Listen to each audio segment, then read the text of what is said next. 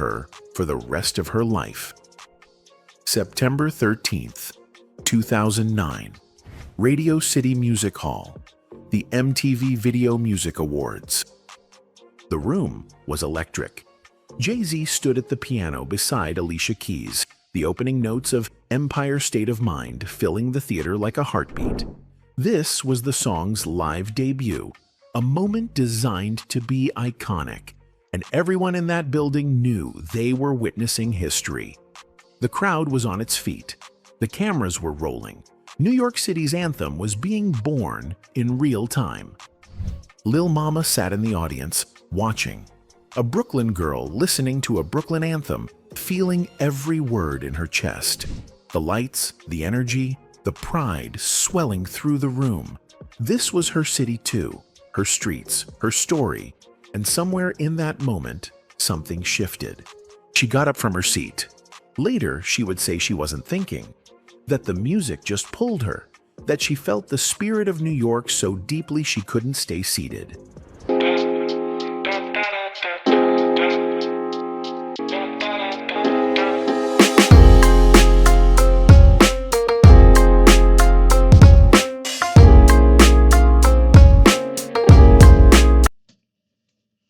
What's up, yo?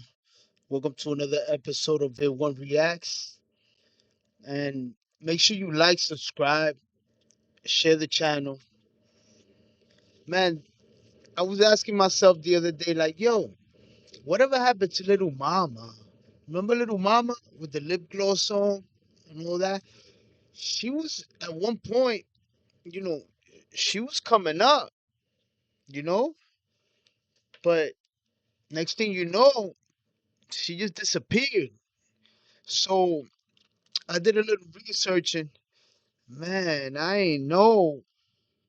Man, Little Mama.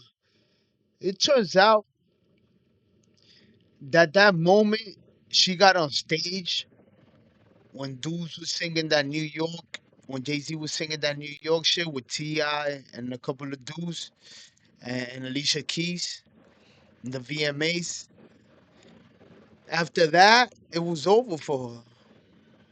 I didn't know that. That was crazy. Let's take a look real quick at this video. It's called Remember Little Mama? You won't believe what happened.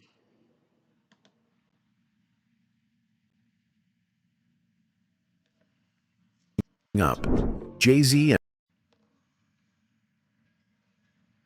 to debut Empire State of Mind on that stage, a love letter to New York City.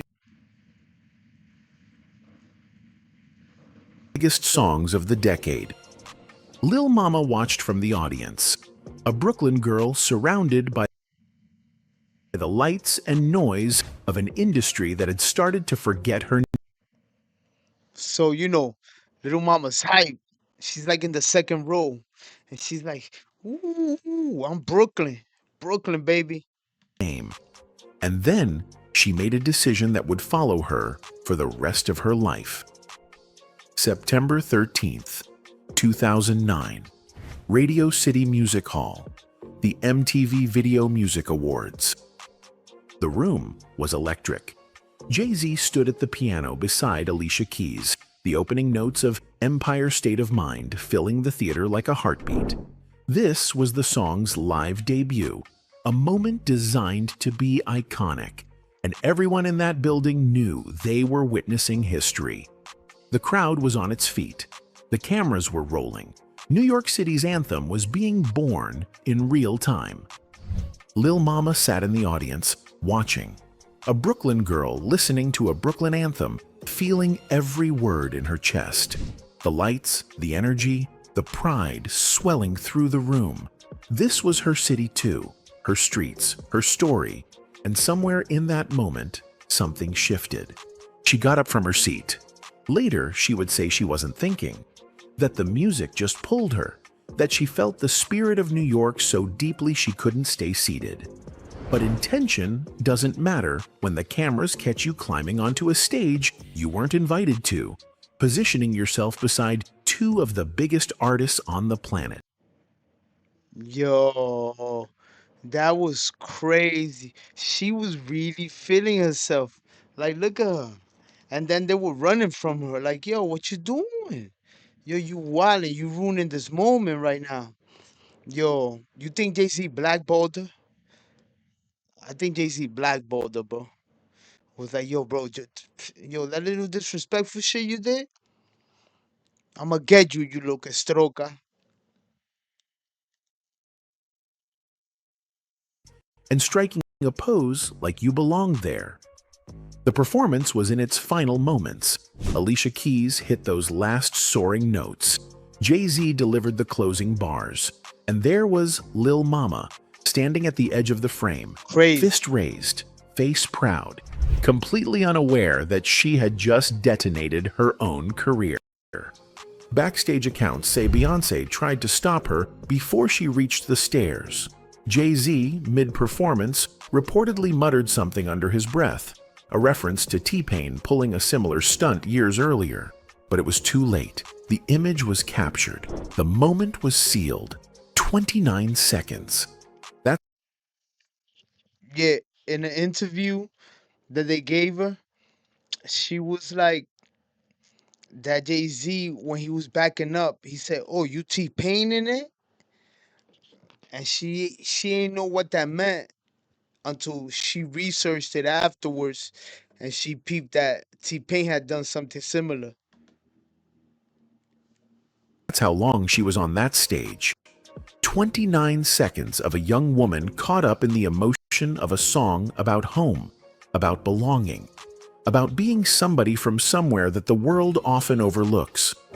29 seconds that would be replayed 29 seconds. 29 seconds of your life could change your whole life. You know, whether it's a good thing or a bad thing. There's sometimes that you need to think before you act. Well, a lot of times you need to think before you act. You can't just be spontaneous. No, only if it's for a good thing. But that thinking before acting before you think or acting on impulse, man, look at what happened to this girl's career. I mean, who knows who blackballed her? mock Because they did blackball her. One minute she Building your was app here, the on next base minute she 44. wasn't, you know? Describe it.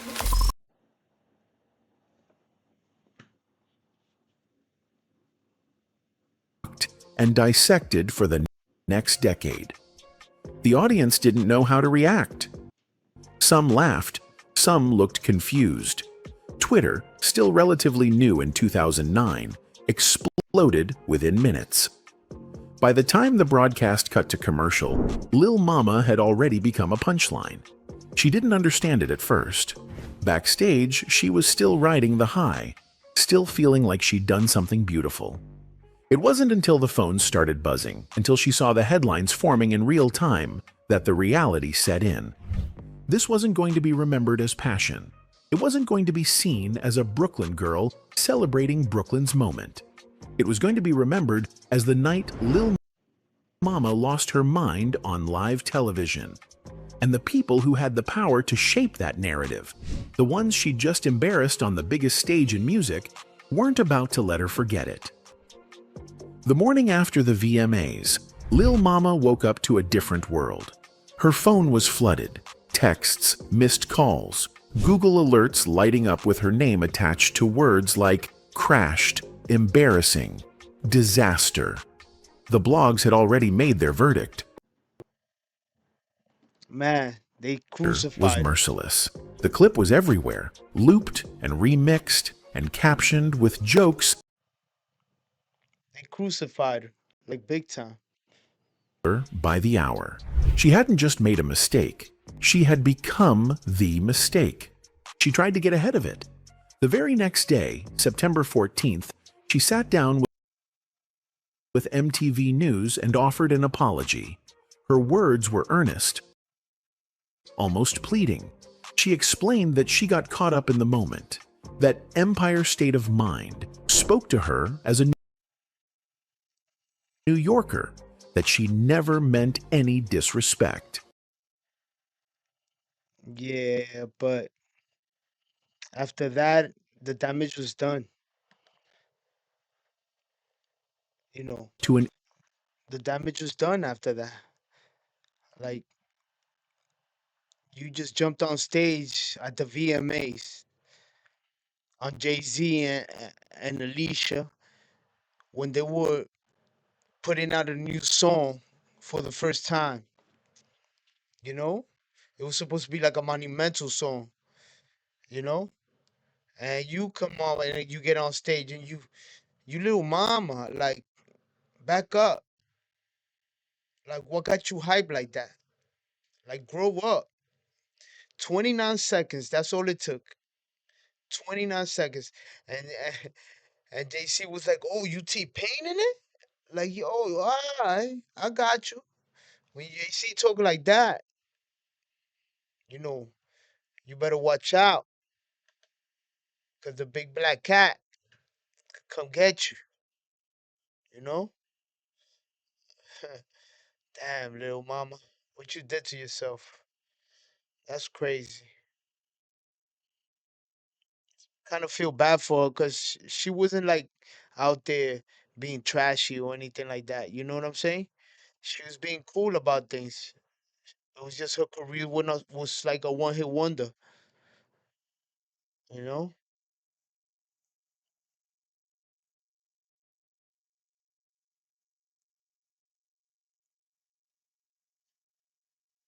What happened here? two. He simply called it out of line. And that was enough. Then she sat down with MTV, gave an apology. But once Jay-Z was like, yo, that was out of line. The whole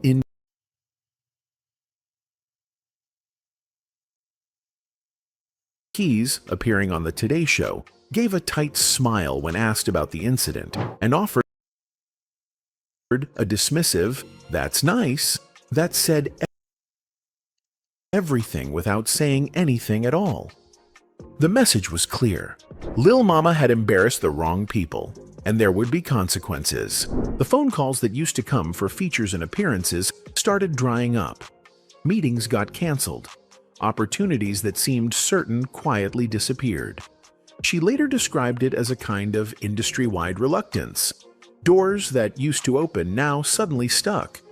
Whether it was an organized blackball or just the natural result of being labeled difficult and unpredictable, the effect was the same. She was being frozen out.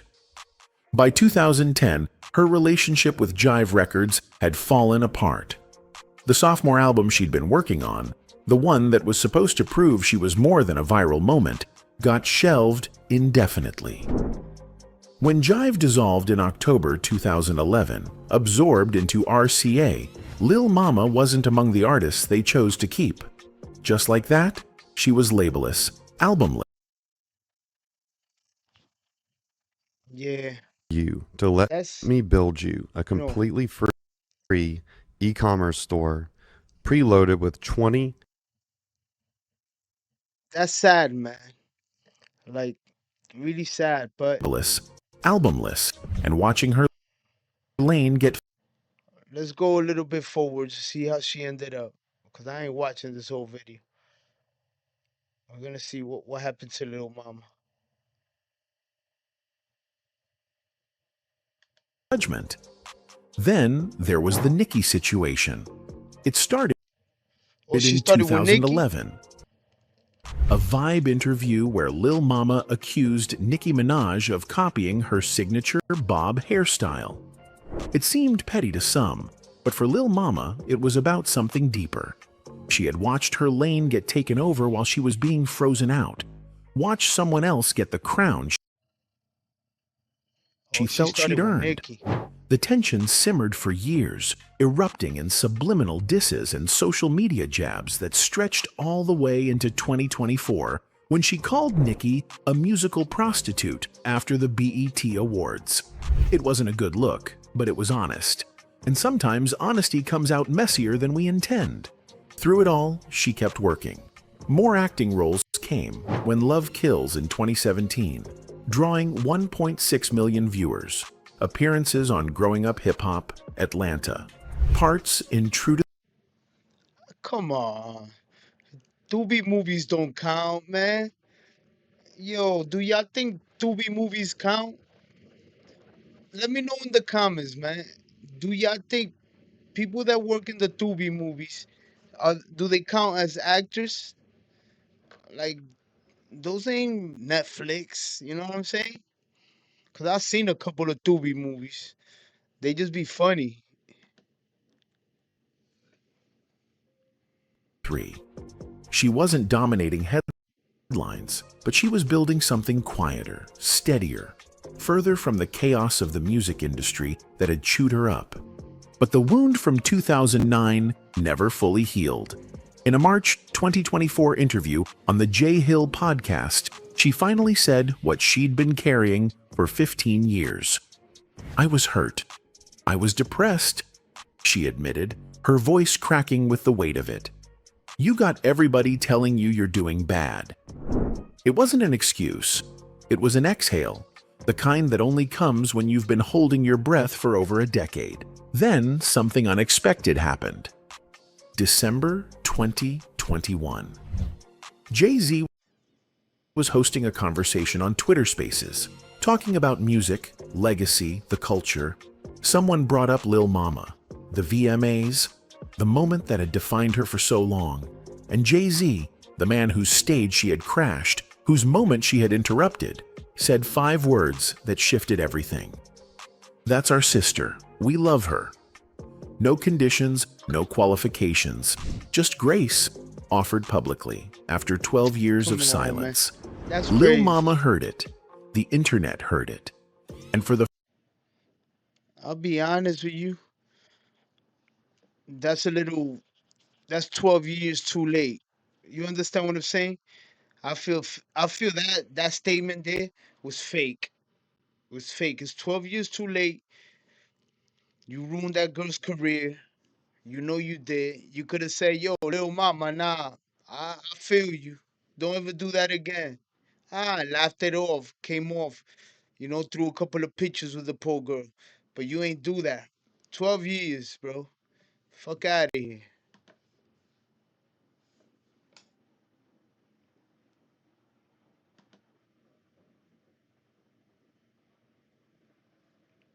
narrative started to crack. Forgiveness had finally come from the one place she never expected. Forgiveness is a funny thing. It doesn't undo the years. It doesn't give back the album that got shelved, or the features that never came, or the nights spent wondering if you'd ever be more than a meme. But it does something else. It loosens the grip. It lets you breathe. Today, Lil Mama is 35 years old. She's still acting, still booking roles in TV movies like Sisters and Hip Hop Family Christmas. She's still on social media, still engaging with fans who remember lip gloss like it was yesterday, still occasionally stirring up controversy because that's Okay, who she is, unfiltered and unapologetic. okay. Her net worth sits around $6 million, not superstar money, but enough to know she built something from the wreckage. Okay. She's worth about 6. That's what's up, man. I thought she was like a wreck, but she built herself up. That's what's up, man. But I feel like that Jay-Z statement was 12 years too late. And I feel like her getting up on that stage was a mistake, but damn, it wasn't that serious for Jay-Z to take it that serious, you know what I'm saying? Or the industry to take it there. But I mean, it is what it is. That's life, That's the industry. I mean, you always got to think before you act. So, people, my audience, people in the V1 Reacts community, you got to understand, you always got to think before you act. Because look at how those 29 seconds cost her whole career. She had to switch her career and do other things that, even though now it's okay for her, That's not what she wanted to do initially. You know what I'm saying? But I mean, tell me what you think about that. Drop it in the comments. What's up to little mama? That's what's up. At least you're doing good. Like, share, subscribe. Until next time, man. Peace.